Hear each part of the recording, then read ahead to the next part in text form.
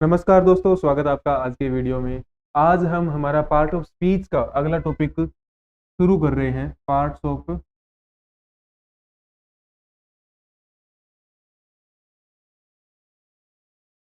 Speech का, जो कि है कंजक्शंस।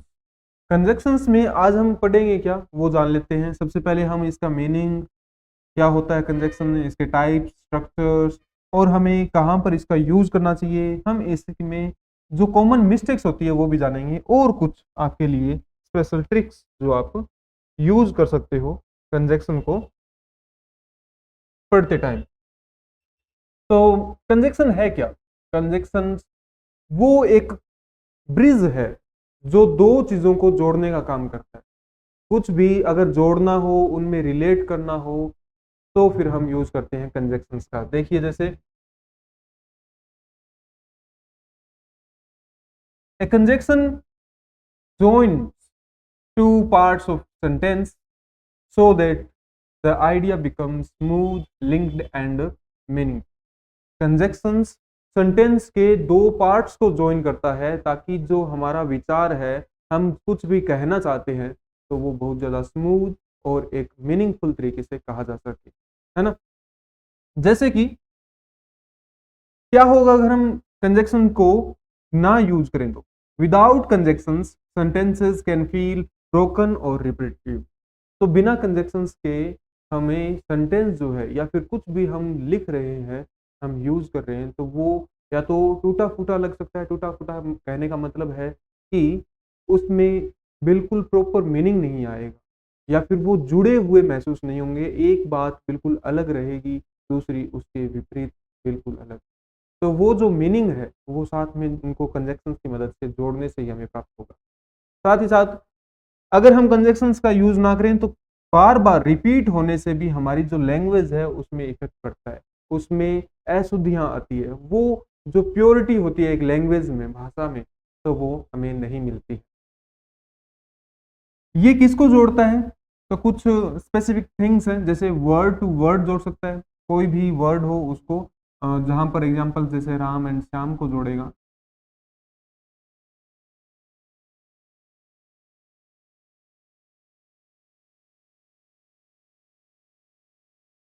राम एंड श्याम, तो ये वर्ड टू वर्ड हो गए। फ्रेज टू फ्रेज, जैसे कि इन द मॉर्निंग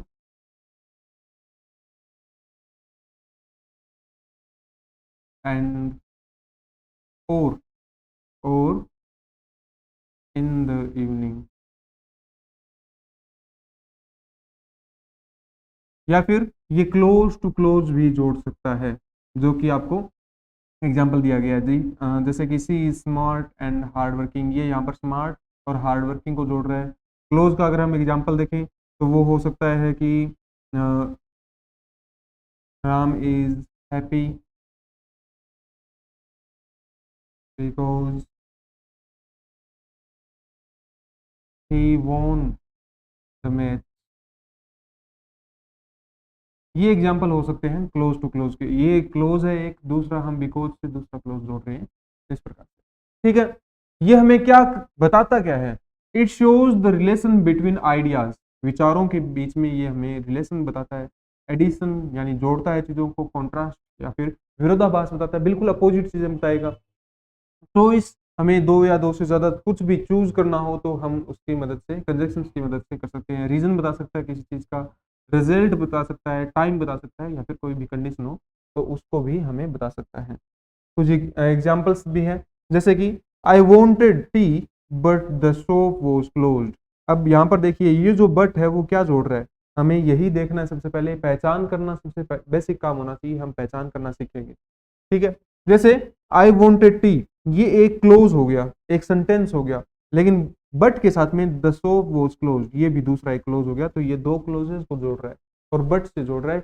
ये बट हमें क्या बता रहा है कि दो विपरीत, कॉन्ट्रास्ट बता रहा है। दो विपरीत चीजें हो रही है कि मुझे चाय तो चाहिए थी, मुझे चाय पीनी थी, लेकिन उसके विपरीत क्या हुआ, बिल्कुल अपोजिट में क्या हुआ कि वो जो दुकान थी वो बंद। ठीक है, तो इस प्रकार से विचार हमें बताए जा रहे हैं। सी स्टडीड हार्ड, उसने कठिन परिश्रम किया। सो सी पास द टेस्ट, तो इसीलिए ताकि वो क्या कर दे, एग्जाम पास कर ले। Call me when you arrive, तो यहाँ पर कॉल मी एक सेंटेंस हो गया, और फिर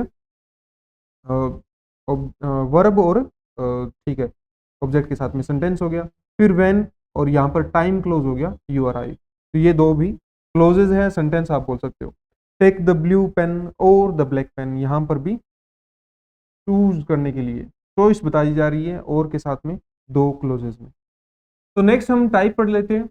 टाइप्स, टाइप्स कौन कौन से हैं? तो हमारे पास तीन टाइप्स हैं।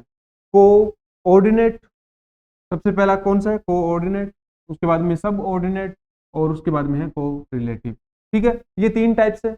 अब इसके अंदर सबसे पहला जो टाइप है कोऑर्डिनेट टाइप, वो क्या करते हैं? वो दो इंडिपेंडेंट सेंटेंसेस को जोड़ने का काम करते हैं, या फिर दो अपने आप में इक्वल होने चाहिए कोई भी, चाहे वो वर्ड्स हो या फिर कोई भी पार्ट्स ऑफ सेंटेंस हो। अक्सर वो क्या करते हैं? वर्ड्स को, फ्रेजेस को और इंडिपेंडेंट क्लोजेस को जोड़ते हैं। ये कौन कौन से हैं? एंड, बट, और, नोर, फॉर, यट, सो। इनको आप एक शॉर्ट ट्रिक से भी याद कर सकते हैं, अगर आप इसको याद करना चाहो तो। फैन बॉयज, ये एक शॉर्ट ट्रिक है जिसकी मदद से आप इनको लर्न कर सकते हो। अब से यहाँ पर होगा फॉर, ए से एंड, एन से नोर, बी से बट, ओ से और, वाई से यट, एंड अस से सो। तो ये साथ के साथ फैन बॉयज ट्रिक के माध्यम से आप इजीली याद कर सकते हैं और इनको समझ सकते हैं। उसके बाद सबऑर्डिनेट कौन से होते हैं? जिसमें ये एक डिपेंडेंट क्लोज और एक इंडिपेंडेंट क्लोज को जोड़ते हैं। ये हमें time, reason, contrast, condition, place, purpose आदि चीजें दिखा सकते हैं। इनमें सबसे यूजफुल और सबसे ज्यादा यूज करने वाले कौन से हैं? Because, although, if, when, since, while, unless, ये है। और भी बहुत सारे हैं जिनको हम आगे पढ़ने वाले हैं इसी वीडियो में। कोरिलेटिव कौन से हैं? जो पेयर्स में वर्क करते हैं, जोड़े में काम करते हैं। जैसे कौन कौन से? ये both words are needed for balance, कि दोनों ही शब्द जरूरी होते हैं, इनमें दो ब्लैंक्स होते हैं, दोनों चीजों को ये आपस में कनेक्ट करते हैं। जैसे कि either or, neither nor, not only but also, both and, whether or. तो ये इतने हमारे पास कंजक्शंस हैं। यहां पर आपके लिए एग्जाम टिप क्या हो सकती है कि आप जो रिलेशनशिप है दो चीजों के बीच में, पहले उनको जानिए। हमें हिंदी ट्रांसलेशन पर ज़्यादा डिपेंड नहीं करना है, क्योंकि हिंदी ट्रांसलेशन हम अपने अकॉर्डिंग उसको फेरबदल भी कर सकते हैं। तो आपको क्या करना है? उनके बीच में कंजक्शंस को जोड़ने के लिए हिंदी ट्रांसलेशन के बजाय में आपको रिलेशन पर ध्यान देना है कि वो क्या रिलेशन अपने आप में शो कर रहे हैं। तो फैनबोज की जैसे मैंने आपको ट्रिक बताई थी, उनकी मदद से आप जो कोऑर्डिनेटिंग कंजक्शंस है उनको याद कर सकते हैं। उसके बाद आगे बढ़ते हैं। इनमें क्या होता है, ये बताते क्या है? हर एक जो कंजक्शन है वो क्या रिलेशन शो करता है, तो उस रिलेशन को यहाँ पर हम देखते हैं। एंड जो होता है वो हमेशा ही ऐड करने का काम करता है, एडिशन करने का काम करता है। उसके बाद में बट या फिर यट, दोनों ही क्या करते हैं? कॉन्ट्रास्ट शो करते हैं। कॉन्ट्रास्ट मतलब कि बिल्कुल ही विपरीत चीजें आपस में, जैसे गरीब होना लेकिन ऑनेस्ट होना, तो ये क्या है? दोनों चीजें आपस में कॉन्ट्रास्ट है, विरोधाभास शो करती है। और हमें चूज करने को बताता है, जैसे मैं या तो कॉफी ले सकता हूँ या टी ले सकता हूँ, दोनों में से एक भी हमें चूज करना हो तो हम और का यूज करेंगे। सो रिजल्ट बताएगा, और फॉर रीजन बताएगा या फिर एक्सप्लेनेशन देगा। नोर नेगेटिव एडिशन होगा, यानी नेगेटिव एडिशन हम करेंगे नोर के लिए। अगर हमें दोनों ही नेगेटिव में ही शो करने हैं तो फिर हम नोर से जोड़कर इनको यूज करेंगे। जैसे एग्जाम्पल्स देखिए यूज करने के। I like coffee and T, अब दोनों को ही पसंद करना एंड से बताया जा रहा है। He was tired, comma, but he continued working. अब यहां पर देखिए एक सेंटेंस हमें क्या बता रहा है कि वह थका हुआ था। बट का यूज करके हमें क्या शो करना है? हमें कॉन्ट्रास्ट शो करना है। तो ही कंटिन्यूड वर्किंग, अब थका हुआ था फिर भी कंटिन्यू कर लेता है, तो दोनों ही आपस में क्या है? कॉन्ट्रास्ट है, इसमें विरोधाभास है। इसके लिए बट और यट का यूज हम कर सकते हैं। टेक योर बैग और यू विल फॉरगेट इट, कि तुम अपना बैग ले लीजिए, तुम अपना बैग ले लो। अदरवाइज या फिर और, अदरवाइज हम सबऑर्डिनेट में से देखेंगे। और क्या होगा? तुम भूल जाओगे इसे। तो एक काम कर लो, अदरवाइज दूसरा काम भी हो सकता है। तो दो में से एक हमें चूज करना है, या तो तुम बैग ले लो या फिर भूल जाओगे अब भविष्य में। The road was wet so we drove slowly. अब रीजन क्या है, देखिए यहाँ पे एक चीज बता देते हैं, सो और बिकॉज जो कि आगे आएगा, यहां पर एक कंपेरिजन कर लेते हैं। सो के बाद में क्या होगा, सो के बाद में जैसे कि यहां पर भी दिया गया है रिजल्ट, रिजल्ट हमें शो मिलेगा सो के बाद में, और बिकॉज के बाद में यहां पर हमें रीजन मिलेगा। अब आपको ये देखना है कि वो बाद में होना चाहिए, हो सकता है रिजल्ट पहले हो, लेकिन हमें देखना है उस कंजक्शन के बाद में, तो बाद में हमें रिजल्ट मिलना चाहिए। ये देखिए रिजल्ट क्या, गीला होना सड़क का, और उसका रिजल्ट क्या हुआ, हमारा स्लोली ड्राइव करना। तो आगे देखिए, she did not sing blank nor did she dance. तो ना ही तो उसने क्या किया, सिंग किया, और ना ही उसने डांस किया। तो नेगेटिव एडिशन हो रहा है, दो काम नहीं किए उसने। आगे बढ़ते हैं, नेक्स्ट है सब ऑर्डिनेट कंजक्शंस। इसमें क्या होता है, ये एक दूसरे पर डिपेंडेंट होते हैं, इनमें एक जो आइडिया है वो दूसरे पर डिपेंड करेगा और तभी वो मीनिंग कंप्लीट करेगा। पहला एक कंप्लीट मीनिंग के साथ आएगा, उसके साथ में जुड़कर दूसरा अधूरे मीनिंग को पूरा करेगा। ठीक है, जैसे ए सब ऑर्डिनेटिंग कंजक्शन इंट्रोड्यूसेस ए डिपेंडेंट क्लोज। एक डिपेंडेंट क्लोज को ये इंट्रोड्यूस करता है। अब क्लोज क्या है वो भी आपको जान लेना चाहिए, एक बेसिक सा थोड़ा सा हम जिक्र कर लेते हैं। Close,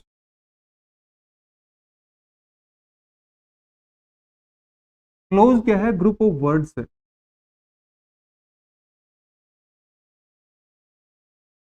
group of words. लेकिन कंडीशन ये है कि ये एक ही तो सब्जेक्ट आना चाहिए इसमें, और एक ही इसमें वर्ब आनी चाहिए। इसी चीज को हम क्या कह सकते हैं, एक सिंपल सेंटेंस भी कह सकते हैं।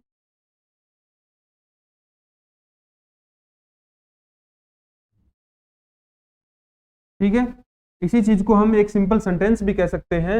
लेकिन अगर इसमें दो वर्ब या फिर दो सब्जेक्ट ऐसा कुछ आ जाता है तो फिर वो क्लोज नहीं रहेगा, वो एक सिर्फ सेंटेंस रहेगा। क्लोज उसमें डबल हो जाएंगे, दो क्लोज उसमें हो जाएंगे। ठीक है, एक सब्जेक्ट होना चाहिए, एक वर्ब होनी चाहिए, और जैसे सेंटेंस का कंप्लीट मीनिंग होता है, इसका भी एक कंप्लीट मीनिंग होना चाहिए। कंप्लीट मीनिंग का मतलब है कि अगर वो एक स्ट्रक्चर को फॉलो कर रहा है तो ही वो सेंटेंस क्लोज है। ठीक है, जैसे अगर मैं कह दूं कि इन द मॉर्निंग, तो ये ना तो इसमें सब्जेक्ट है ना ही इसमें वर्ब है, ये क्लोज नहीं है, ये सिर्फ एक फ्रेज है। लेकिन अगर हम बात करें राम इज प्लेइंग, ये एक क्लोज है, इसमें मीनिंग भी है और एक स्ट्रक्चर भी है, सब्जेक्ट आ रहा है, हेल्पिंग वर्ब है, मेन वर्ब है। या फिर because you left the office,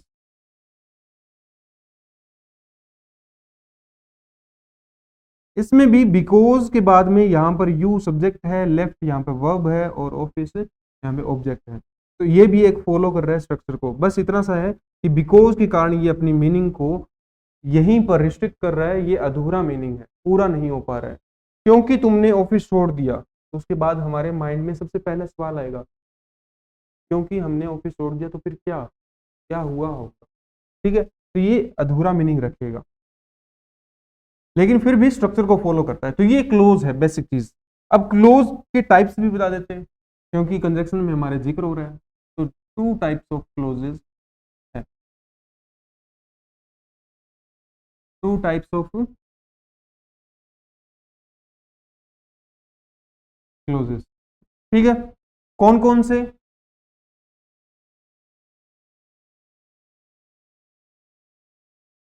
independent and dependent. Basic आपको आइडिया मिल गया होगा पिछले एग्जाम्पल्स के माध्यम से ही। एक नंबर ये रहा और दूसरा हमारा एग्जाम्पल ये रहा।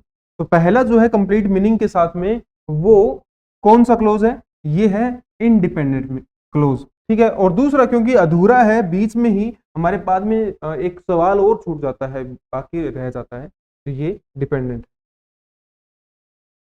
इसमें कंप्लीट मीनिंग रहेगा इंडिपेंडेंट में, और ये अपने आप में अकेला आ सकता है। डिपेंडेंट में इसके साथ कोई ना कोई और सेंटेंस जुड़ेगा या क्लोज जुड़ेगा, तभी वो अपना मीनिंग जो है वो कंप्लीट करेगा, ठीक है। इसके बाद हमारे वापस टॉपिक पर आ जाते हैं, ज़्यादा उसको स्ट्रेस नहीं करते हैं, ठीक है। तो यहाँ पर ए सबऑर्डिनेटिंग कंजक्शन इंट्रोड्यूसेस ए डिपेंडेंट क्लोज। अब आपको उम्मीद है कि डिपेंडेंट क्लोज जो वर्ड है उसकी समझ हो गई है। तो ये क्या करता है, सबऑर्डिनेट कंजक्शन ये डिपेंडेंट क्लोज को इंट्रोड्यूस करता है, मतलब उसको जोड़ने का काम करता है, किसके साथ में, जिस पर ये डिपेंड करता है ना, इंडिपेंडेंट क्लोज पर। That clause cannot stand alone as a complete sentence. ये जो क्लोज है इंडिपेंडेंट वाला, उसके साथ ही डिपेंडेंट जुड़ेगा, और ये जो क्लोज है डिपेंडेंट, ये अपने आप में अकेला नहीं रह सकता है। एक कंप्लीट सेंटेंस अगर हम उसे बनाना चाहें तो ये अपने आप में अकेला नहीं आ सकता है, किसी दूसरे क्लोज के साथ जुड़ेगा।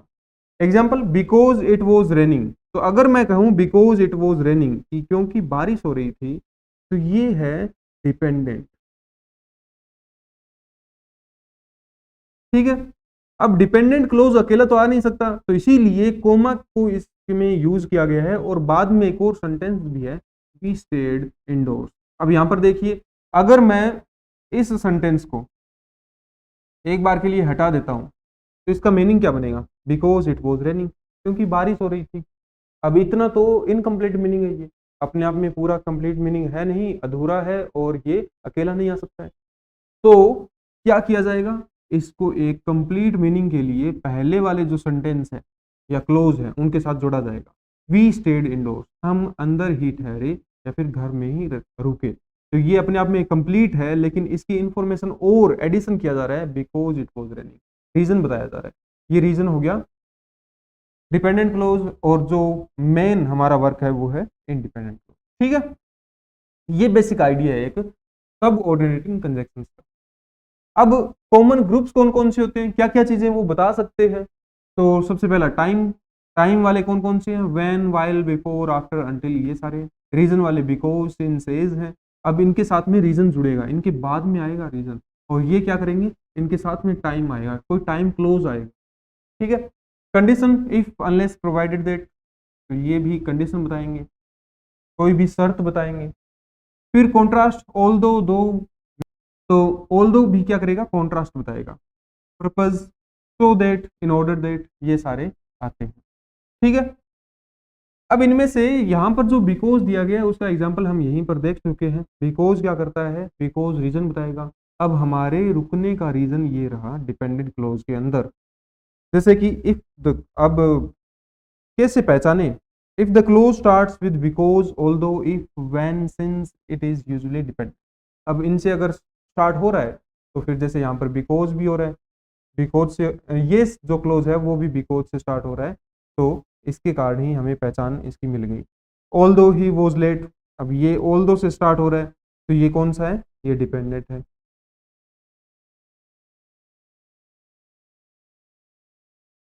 डिपेंडेंट क्लोज है। ही अपोलोजाइज्ड, ये अपने आप में complete. Although he was late, complete sentence नहीं। तो ये हमारा एक बेसिक सा इंट्रोडक्शन था, जो कि हम सब ऑर्डिनेट कंजक्शंस का देख सकते हैं। नेक्स्ट हमारे पास है को रिलेटिव कंजक्शंस। ये वही कंजक्शंस है जो पेयर्स में काम करते हैं, जैसे कि नॉट ओनली बट ऑल्सो, इधर और, नीदर नोर, बोथ एंड, है ना, वेयर एज और। तो ये वो कंजक्शंस है जो पेयर में काम करते हैं, को रिलेटिव है। दीज पेयर्स क्रिएट बैलेंस, ये संतुलन बनाने का काम करते हैं। They make the sentence sound complete and parallel, यानी उसमें बराबरी का जो कॉन्सेप्ट होता है वो हमें ये दिखाते हैं। First, after the first part the second part must match in the structure. अब ये भी जरूरी है, हमें अक्सर यही गलती सुधारनी होती है, और यही हम एग्जाम्स में कर देते हैं क्या, कि हम जो पार्ट्स हैं उनको बराबर नहीं रखते हैं। जैसे कि अगर हमने एंड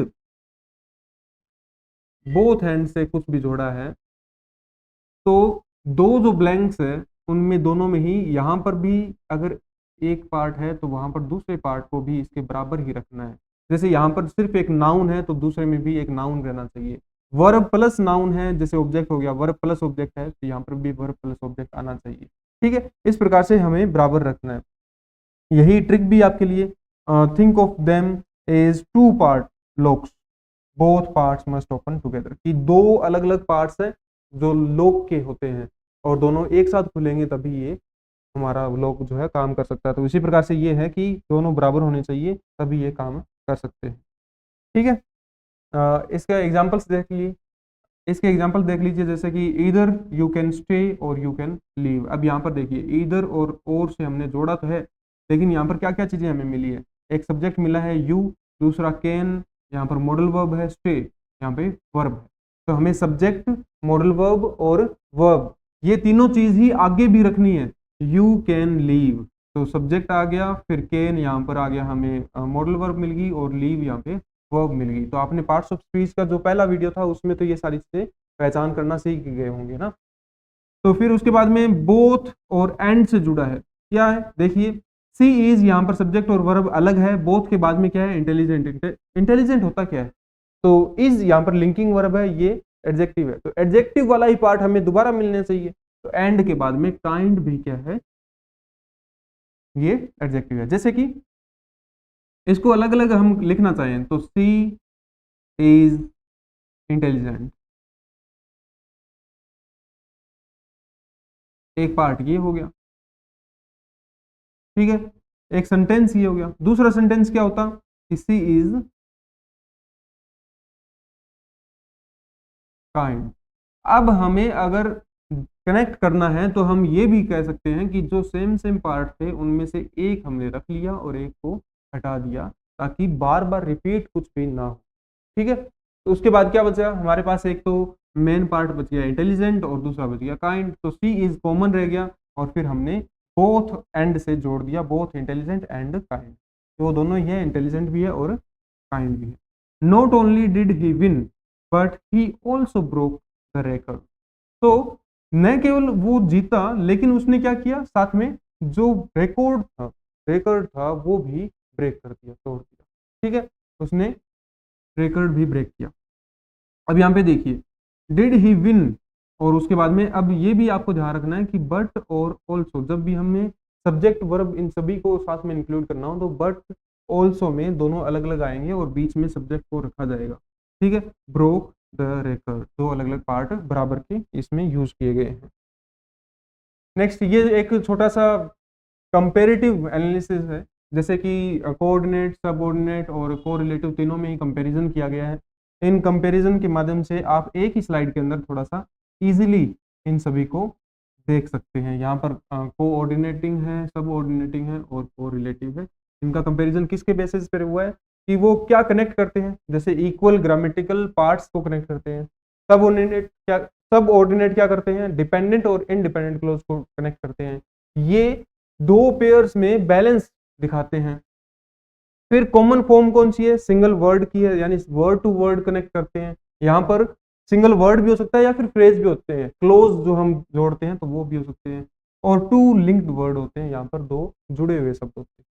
फिर सेंटेंस पावर क्या है, सिंपल होता है, डायरेक्ट होता है, यहाँ पर शोज रिलेशन क्लियरली, यहाँ पर रिलेशन शो किया जाता है, यहाँ पर किसी एम्फेसाइज किया जाता है बैलेंस पर। ठीक है, तो आगे भी आप इसी प्रकार से पोजीशन यहाँ पर ये हो सकता है, अक्सर बीच में होता है, ये शुरू में हो सकता है या फिर बीच में, ये पेयर्स में काम करता है। Examples, I tried but failed, यहाँ पर बट आ गया। फिर I failed because I was ill, यहाँ पर रीजन भी है और बिकॉज आ गया। फिर ईदर स्टे और लीव, तो यहाँ पर ईदर और आ गया और यहाँ पर स्टे और लीव, यहाँ पे वर्ब है, दोनों पार्ट्स को जोड़ा है। ठीक है, आप इसका एक स्क्रीनशॉट भी ले सकते हैं ताकि इजी आप प्रैक्टिस कर सकें, बाद में अपने अभ्यास कर सकें। उसके बाद में कौन सा कंजक्शन जो है वो कहाँ पर यूज किया जाए, तो सिंपल सी चीज है, अगर हमें एडिशन करना है, कोई भी इंफॉर्मेशन जोड़नी है तो हम या तो एंड या बोथ एंड का यूज करेंगे। विरोधाभास दिखाना है तो हम but, yet, although, where, as का यूज करेंगे। रीजंस बताने हैं या फिर कोज, कोई भी कारण बताना है, बिकॉज, सिंस, एज, फॉर का हम यूज करेंगे। रिजल्ट के लिए सो, देयरफॉर, हैंस का यूज करेंगे। और फॉर चॉइसेस ईदर, और या फिर और, केवल और का यूज करेंगे। कंडीशंस, टाइम, तो if, unless, when, after, before का यूज करते हुए हम इनको जोड़ सकते हैं। जैसे डिसीजन कैसे ले, हम इनसे पूछ सकते हैं व्हाट इज द रिलेशन, क्या संबंध है दोनों के बीच में। तो अगर सेम आइडिया आता है तो हम एंड का यूज कर लेंगे, अपोजिट आइडिया आता है तो बट, ऑल्दो का यूज कर लेंगे। रीजन पता चलता है तो हम बिकॉज, यानी कारण का पता चलता है तो बिकॉज, रिजल्ट आता है तो सो, और चॉइस मिलती है तो और, कंडीशन मिलती है तो इफ, व्हेन, या टाइम मिले तो भी इफ या व्हेन। ठीक है। अब कुछ ट्रिक्स जो है वो आप याद कर सकते हैं। फैन बॉयज पहले भी आपको बता चुके हैं, F for, and, NOR, but, और, यट, हो, इन सभी को आप याद कर सकते हैं इजीली। ये 7 हैं और फैन बॉयज से याद रखा जाता है। कभी कभार क्या होता है, इनको जो कोरिलेटिव है इनके साथ में मैच कर दिया जाता है, मिक्स कर दिया जाता है। आप इनको अलग रखोगे तो ईजी रहेगा, आप इनको अलग रख के ही याद कीजिए। यहाँ पर देखिए इनका मीनिंग भी दिया गया है। ये सारे कौन कौन से हैं, ये ट्रिक सारी ही कोरिलेटिव वाली है। नेक्स्ट, यहाँ पर हम गलतियां क्या करते हैं, गलतियां हम कैसे एरर्स फाइंडिंग में मदद कर सकते हैं, ये स्लाइड आपकी। तो देखिए सबसे पहले तो क्या अवॉइड करना चाहिए, two complete ideas without a connector. ये दो अलग अलग विचार हमें बिना कनेक्टर के यूज नहीं किए जाने चाहिए, हमें जरूर ही कंजक्शन यूज करना है अच्छी प्रकार से। Do not break the pair in correlative conjunctions, की जो कोरिलेटिव कंजक्शंस है उनमें पेयर्स को हमें तोड़ना नहीं है, यानी सेम सेम पार्ट हमें जरूर ही रखने हैं। Do not choose by meaning only, check sentence structures too, कि हमें सिर्फ और सिर्फ मीनिंग यानी हिंदी ट्रांसलेशन करके जो ट्रिक्स बताते हैं, कई बार कह दिया जाता है कि आप हिंदी ट्रांसलेशन कर लीजिए, तो अक्सर हमें हिंदी ट्रांसलेशन मदद कर सकती है, लेकिन पूरा का पूरा डिपेंड नहीं रहना है उस पर, हमें स्ट्रक्चर पर भी ध्यान देना है। Because and so together for the same, कि एक ही चीज के लिए बिकॉज और सो दोनों का एक ही सेंटेंस में यूज मत कीजिए। जैसे कि देखिए यहां पर एक सेंटेंस ले लेते हैं, because it was raining, because it was raining.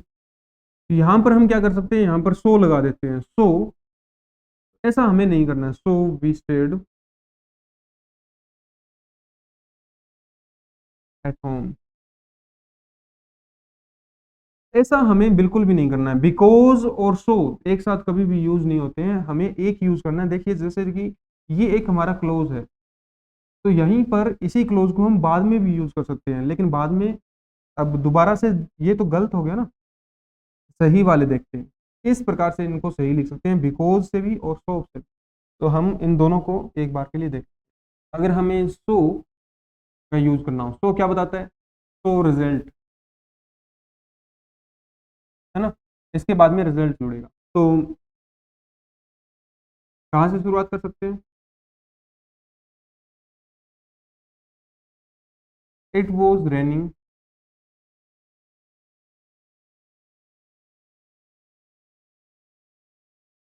so we stayed at home, ये हो गया। तो सो किसके साथ जुड़ेगा, रिजल्ट के साथ। अब देखिए बिकॉज,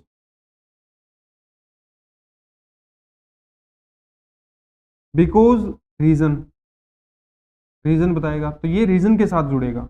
ठीक है। अब रीजन हम कहीं भी रख दें, हम घर पर क्यों रुके, बारिश हो रही थी, ये बारिश हो रही थी, यही रीजन है हमारा, इसी के साथ जुड़ेगा। अब चाहे तो उसको शुरुआत में रखें सेंटेंस के या फिर बाद में रख दें, लेकिन ये बिकॉज जो है वो इसी के साथ जुड़ कर रहेगा। तो देखिए दो तरीके से हम लिख सकते हैं, because, because it was raining,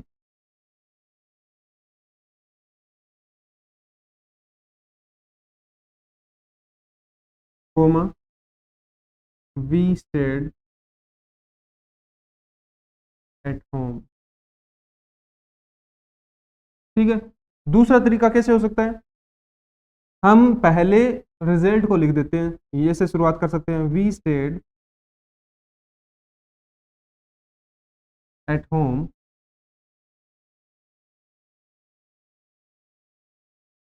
because it was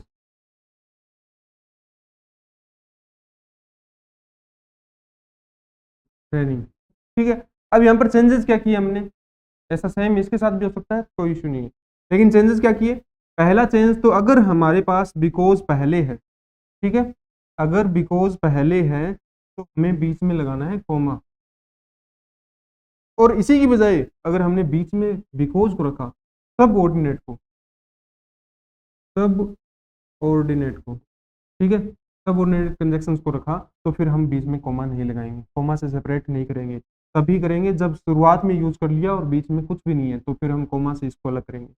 ठीक है, लेकिन इसी की बजाय यहां पर हमने फिर क्यों लगाया, तो ये है दो अलग अलग सेम आइडिया शो करने वाले ना, बराबर के, इंडिपेंडेंट है दोनों चीजें आपस में बस जुड़ रही है, तो और ये कोऑर्डिनेटिंग है, तो कोऑर्डिनेटिंग के लिए हम कॉमा लगाते हैं पहले और फिर यूज करते हैं कंजक्शन को। ठीक है, तो ये कुछ हम देख सकते हैं कि मिस्टेक्स ज्यादातर हम करते हैं, तो इनको अक्सर अवॉइड करना है।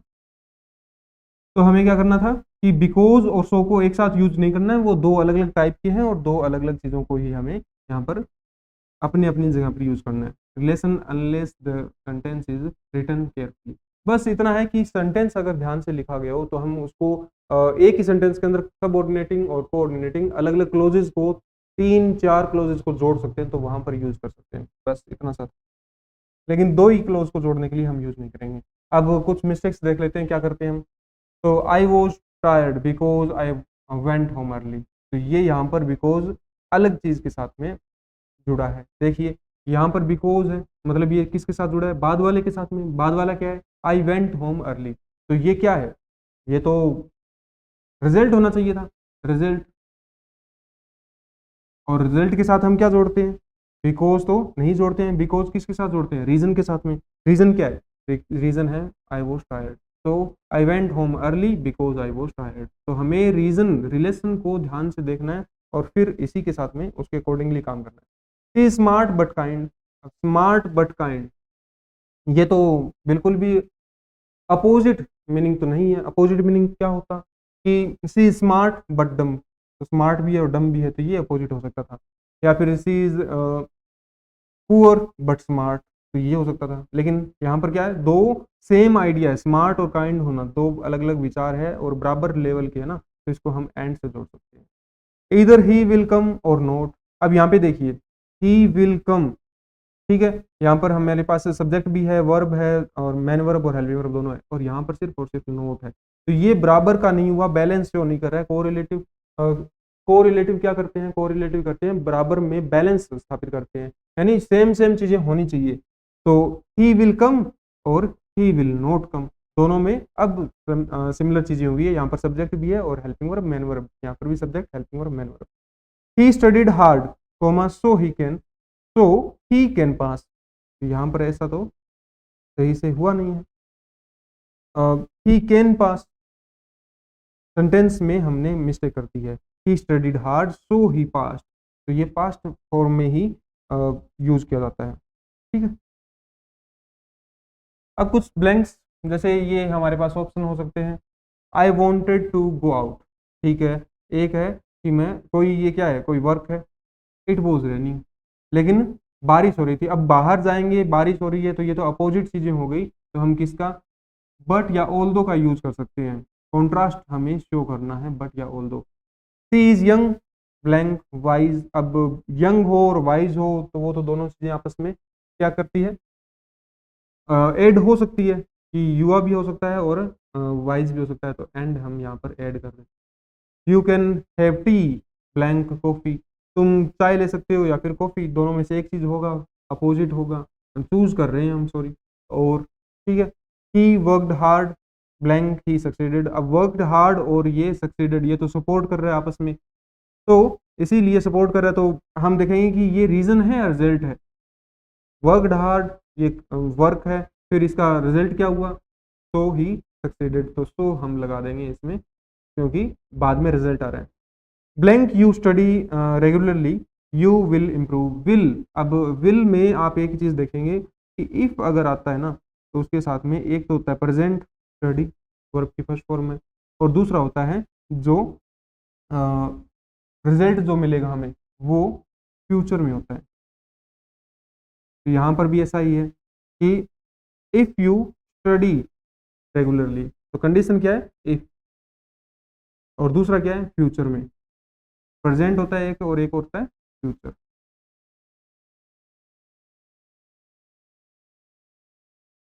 तो ये दोनों ही हमें मिलते हैं इफ के साथ में। तो ये हमारे सेंटेंसेस हो गए, और ये थी हमारी प्रेजेंटेशन। उम्मीद है कंजक्शंस आपको अच्छे से समझ में आए होंगे, और अगर ऐसा है तो आप वीडियो को लाइक कीजिए, हमारे चैनल को सब्सक्राइब कर सकते हैं ताकि और आगे वीडियोस जो है वो आप देख सकें और हमारे साथ जुड़कर सीख सकें। धन्यवाद।